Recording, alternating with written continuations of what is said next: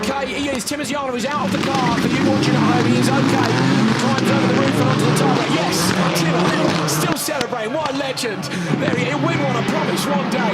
Right back to the front. Loeb leading from Ekström, backward, Hansen and Kristoffersson. What can you say to that? That was a great start, all the action there. Unfortunately, Timo ended up on the wall. He's safe, he's okay. Hopefully the race will keep going. Hansen dives into the joker on lap one. So Hansen hoping to find the same wet pace that he had in Canada earlier this year when the weather changed just before the final. But what about this? Sebastian Loeb is leading the final. Are we going to see him take his first win here in Latvia? Exactly, you know, they're playing with the throttle, they're playing with the brake. Oh, wide. This is what we've seen, the grip levels have gone, and Kristoffersson up the inside, he's going to go big over the jump, trying to break him down into the hairpin, but he's on the loose stuff on the inside, backwards, going to get the undercut. Kristoffersson pulls the bar, tries to turn it around, lights up 600 horsepower, backwards through, so is Hansen. Hansen makes up a place, and Kristoffersson dives for the joker. Sebastian Loeb, fastest lap of the day, and also won the Monster Energy Supercharger Award for being the first driver down into turn one. So obviously Hansen's took his jog, he's right on the back of Bakkerud now, so he's holding Hansen up. Bakkerud should really jog it, but there he's gone. So it's a favour to Hansen, really. I mean, that's not because they're mates, but that has released Hansen, at least. So Bakkerud drops back. I wonder if that's in response to Kristoffersson behind. Because I think he's far enough back that Bakkerud didn't need to worry, but there we go. Around the outside, Bakkerud coming through from the joker on the inside. Ekström P2, and Ekström doesn't seem to be able to do anything about Loeb. Loeb is 1.9 seconds down the road from Ekström. Look at that, super tidy. Fastest lap of the day again, 52.7. If Ekström doesn't go in now, he's going to be falling to the line, so we should see as we come round onto this last lap that Ekström will take his jog now, hopefully get back out. Loeb, unfortunately, he's pulling the gap, he's going faster and faster, so it's going to be a tight one that Ekström can actually come back out in front of Loeb unless he makes a mistake. Well, we've seen plenty of people make mistakes in European Supercar and in World Supercar too. Ekström goes into the joker lap, and again, this could be to cover off Hansen. He doesn't need to. He's going to take enough points from this to make it very hard for Petter Solberg to retain his World Championship.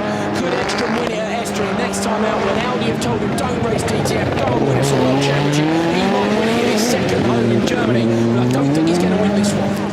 Loeb goes quicker again. The man is on an absolute mission. I'm looking down the spotters tower to see the pressure from Kenneth and Susan Hansen.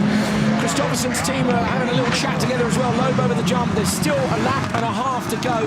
Is Loeb going to go now? I wonder if Loeb's going to go now, and he does. So Loeb goes now in case he makes a mistake in the joker round the right-hander. So wait, look at the gap that Loeb's got. He's absolutely miles in front. Get it right, Sebastian. Get it right. This was Loeb, rally driver.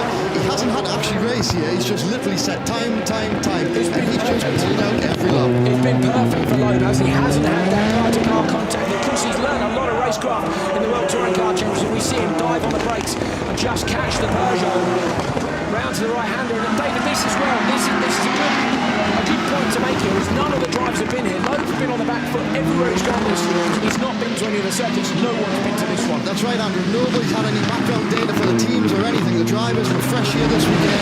They've all been learning lap by lap round this track. So it's actually brought everything back to being a level playing field for all teams, all drivers. We've had dry conditions, we've had wet conditions as well. Sebastian Loeb, you're used to seeing him in a forest. He comes through the forest section for the last time, through the right-hander. We've seen him on Corsican roads with dirt on the road. That's no problem for him either. He comes over the jump, he's done tons of those, but he has never, ever won a round of the FIA World Rallycross Championship until today.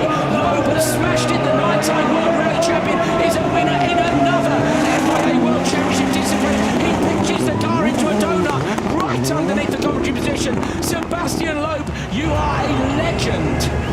Because Loeb's done it in another discipline, David. What can't he win at? I don't think there's much, but Loeb, like you say, he's been hunting for this win all year long, and it's finally fell into his, not fallen into his hands, no. He's worked very, very hard for it. Yes. But you know, it was the first time he got a clear run, and he was able to show what he can do.